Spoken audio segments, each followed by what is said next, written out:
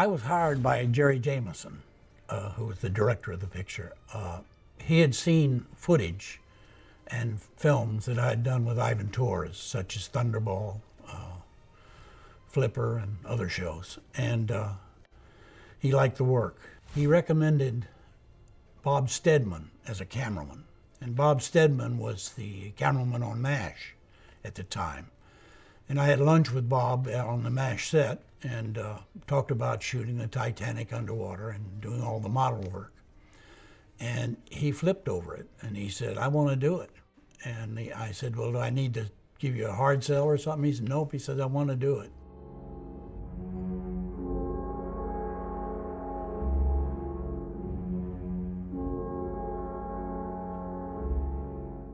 The thing that attracted me to this project was mainly that I love underwater, and I've done a lot of underwater work. Rico was somebody who always knew exactly what he wanted to do. He was not just somebody who took the work seriously, he took it personally. I realized this was a very important picture. Sir Lou Grade, who financed the picture, at that time, I think it was the highest budgeted picture being made. Our budget was pretty high for the stuff I was doing. We shot for 5 months and spent, I think, about 500 hours underwater. Raise the Titanic in 1979, 1980 was maybe the biggest thing in Hollywood at the time. I say Hollywood because it was a kind of a, I'm going to call it was a British production, but it was an Anglo-American crew. It was a large enterprise, and everybody wanted to work on it. Directing the model sequences in Malta, it was a first for me, and it was a first for Bob, and a first for John Richardson, shooting underwater with models. I actually took over the film after all the models had been made in California and shipped over to Malta. I went out to Malta quite delighted to be offered a picture of that size, particularly with the challenge of all the underwater work.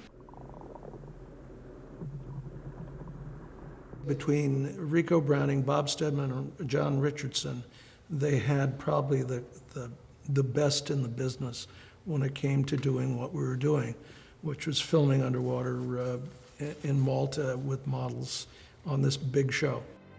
The models were 4, 5, 6 feet. They were big. There were some that were even larger, and they had been tested to a fairly well. They worked great. And everything was tested in Hollywood, here in the US, and then shipped over, and we put them in the water, start to work, and they go. No one had thought to test them in salt water, which is what we were working in. So that was another aspect that we had to deal with right then and there. Bob Wilcox had designed the submarines to run with controls underwater, and we were using fresh water.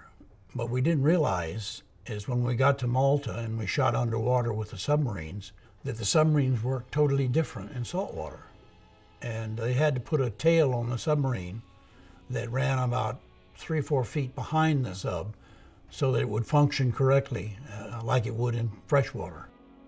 You're shooting 36 feet underwater in salt water, which posed horrendous problems for the models, keeping them dry inside. If you got water into the model, being salt water, it would start to corrode and it would foul up the electrics in about 3 seconds. We had the same problem with the cameras. We got a water leak in the camera housing and the camera would go down. So you'd go down to shoot and you consider yourself lucky if it wasn't the camera breaking down or the model breaking down or something. Cameras are meant to shoot and to be one of the most trustworthy items on the set, and they are basically. But when you bring them underwater, you're tempting the fates. I mean, you start from Hollywood, just to get them to Malta is a big deal.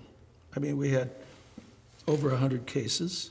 We had equipment of all kinds, and we have lenses, we have different camera bodies, we have cameras that go high speed, We just had a lot of things that had to be handled.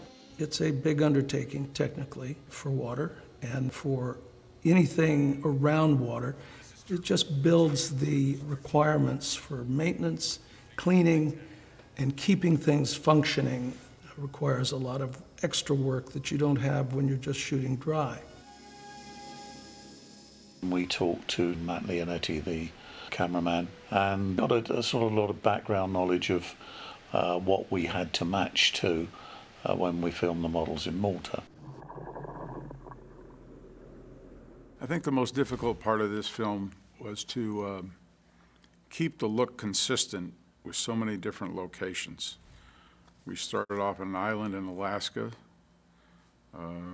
We went to San Diego. We went to Washington, D.C. We went to Hong Kong to scout. We actually ended up shooting in England.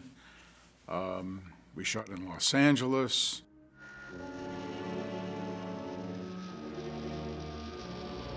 Filming the models and miniatures underwater is obviously a huge challenge. We were working in seawater, 36 feet down. We had a model Titanic that was 55 feet long and weighed 10 tons. So it took a lot of managing and manoeuvring. When we were shooting Raising of the Titanic, Matthew Leonetti and his father came. They brought the cameras over, but Bob Stedman actually did the filming with the cameras. We chose to shoot anamorphic with Raise the Titanic because we wanted that big screen look. So when people came to the movie, that movie would be intense in their eyes and just makes it look much more dramatic and much more dynamic. Anamorphic is a lens that's designed to be widescreen. It's 2.4 to 1 ratio. It's designed to have a very widescreen look, but what anamorphic does is compress the foreground to the background, so it brings the audience a little bit more into the movie. The challenging part of an anamorphic show is to fill the frame. That's the most difficult part of it. You have to design your close-ups, especially, with either a little bit longer lens so you don't have quite such a wide feel to it. Cinematography is tricky just when you're dry, but when you go underwater, I have an expression, cameras were never meant to go underwater. So when you do that, you're taking on an added technological challenge. If you take a regular camera, you have to build a housing around it that will be watertight, and then you have to be able to use everything inside it from the outside. So that creates lots of little alleys and angles and places for things to go wrong. In shooting models, both topside and underwater, in order to make them look like they're real and big, you have to overcrank. So everything we shot, we overcranked at least 1,000 frames a second. But when we shot the Raising of the Titanic, Matthew Leonetti brought cameras from the studio, and they shot, I think, 3,000 frames a second. So when we did the Raising of the Titanic, we used that camera from a high angle and shot the Titanic coming up. And we raised the Titanic at least 5 times. And John Richardson said at the time, "I'm glad you didn't go 6 because I broke the thing that was lifting it." And I think the Raising of the Titanic was one of the best parts of the picture.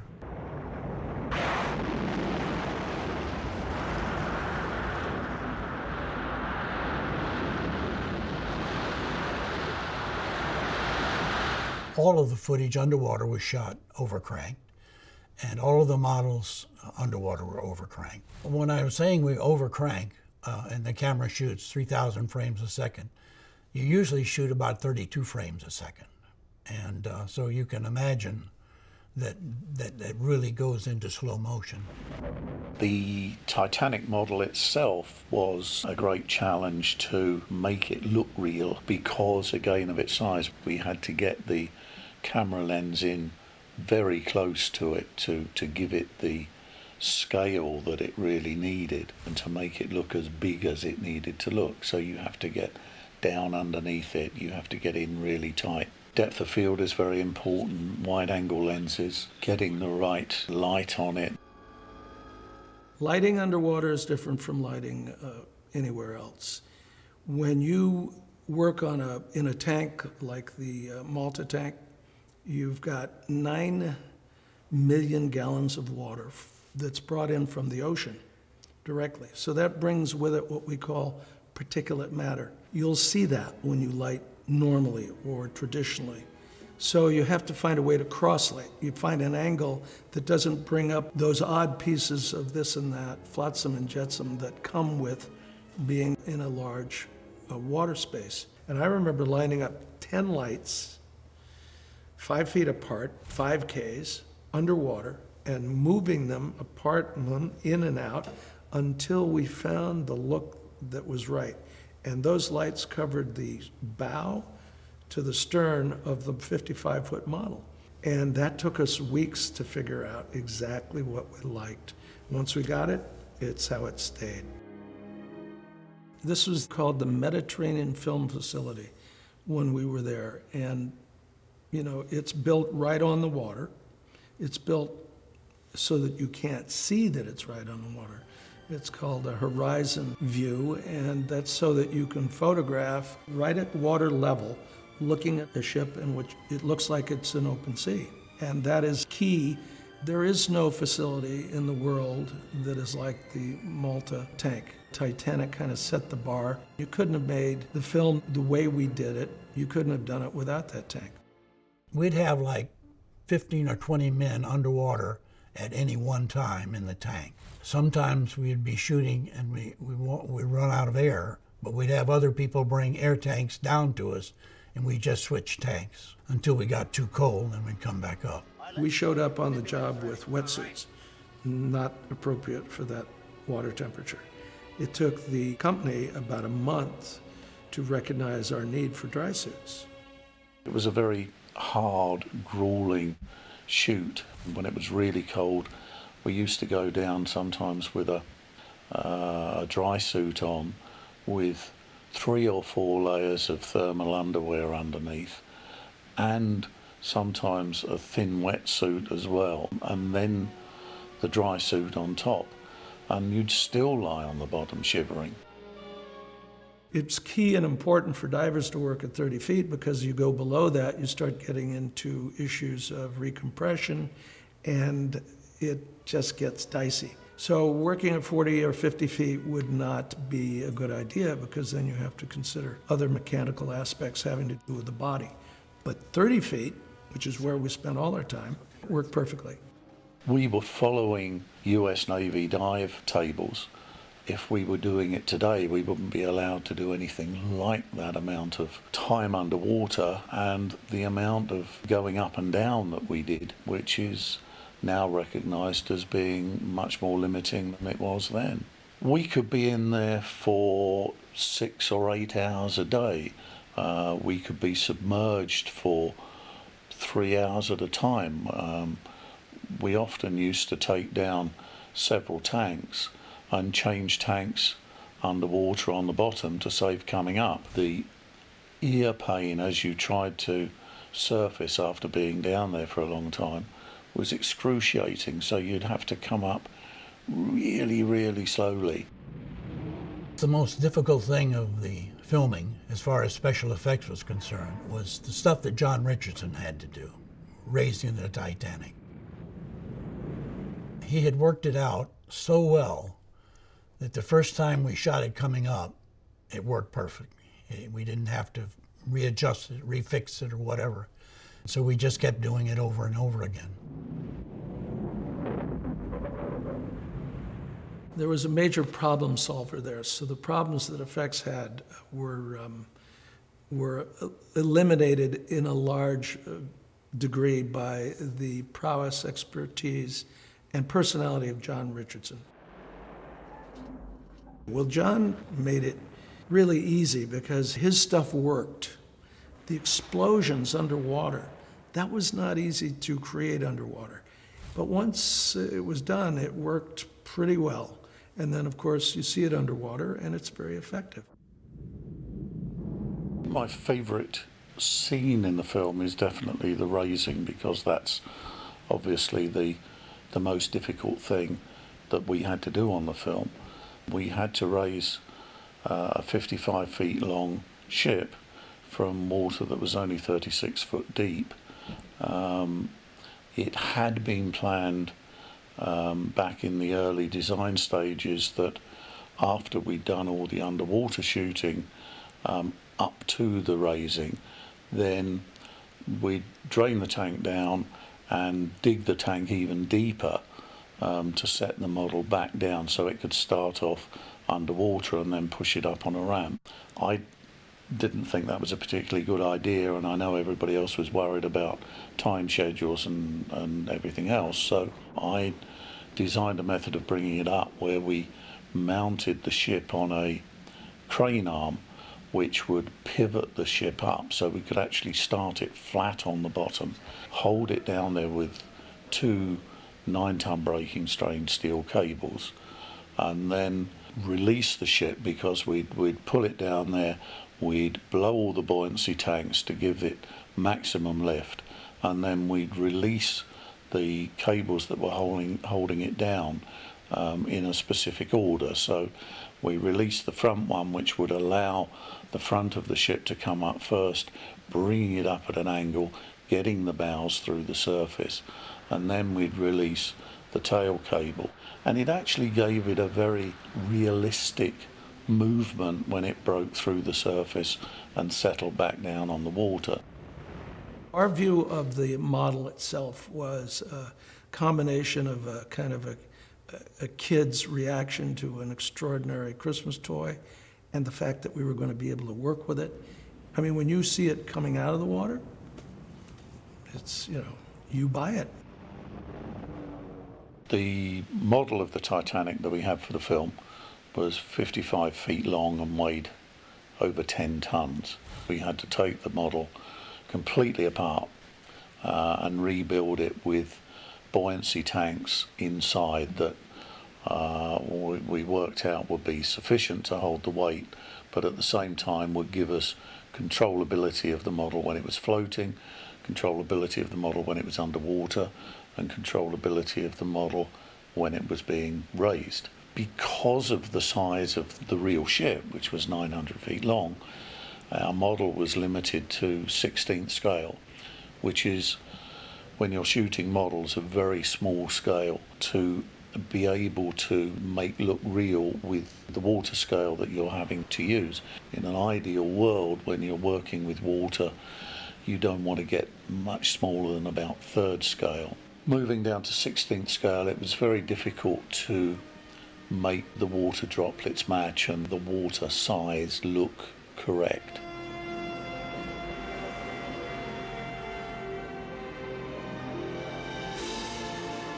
After the Titanic was raised in the movie, we had to find a ship that could double as the Titanic. We ended up going to ship graveyards in Hong Kong, in Greece, and in England. And we finally found one in Greece where we shot the movie after the Titanic was raised, the interior. They dressed the salon and the outside of the ship to make it look like a ship that had been underwater for how many years. You used some glass paintings, which were pretty incredible. These fellows out of England would paint the ship, the top of the ship, on a piece of glass, and we'd put the camera there, and it would look like that whole Titanic was sitting there on this freighter that we bought.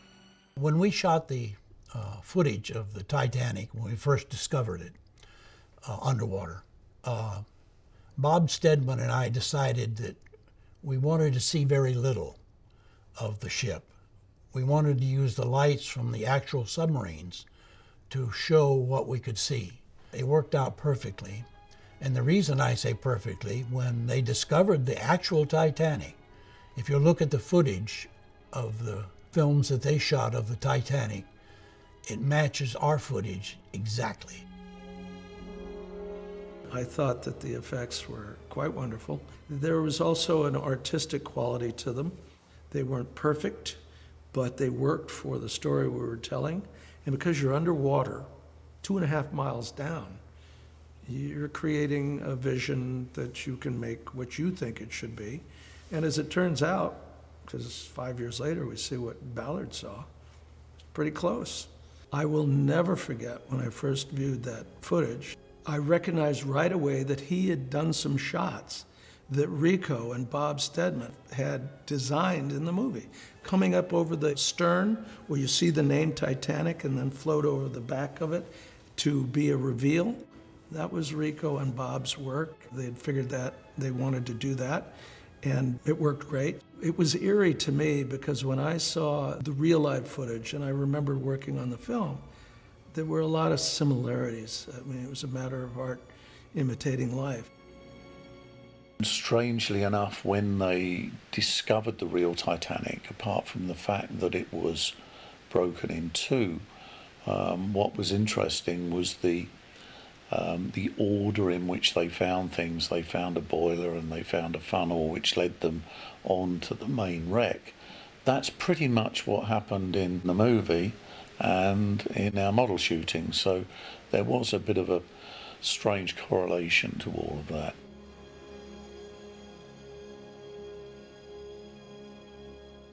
If we were to do that film today, they would computerize a lot of the stuff in the film, which might have been helpful. However, all of the films that I've seen recently, they overdo it. They don't have a car crash, they have 6,000 cars crashing, or 400 airplanes hitting each other. And I think it's too much, and I think they overuse it. If used correctly, I think it enhances a movie, but used incorrectly, it destroys a movie. The work that we did for, bearing in mind the period of time that we did it, which was the late 70s, was pretty good. It stood up quite well at the time. Looking back on it now, if you look at the film, yes, you can say some of the model stuff looks a little bit cheesy, but I think that's without the considerations of you don't have the CGI capabilities that are around today to help mask over the bad things. In reflecting about shooting the models, would have done anything differently? I don't think so. I think I would have done everything exactly the same way we did it. I had enough time to do it properly, and I had the people to do it properly. And all I did was just direct them to what to do and where to go, and they did it.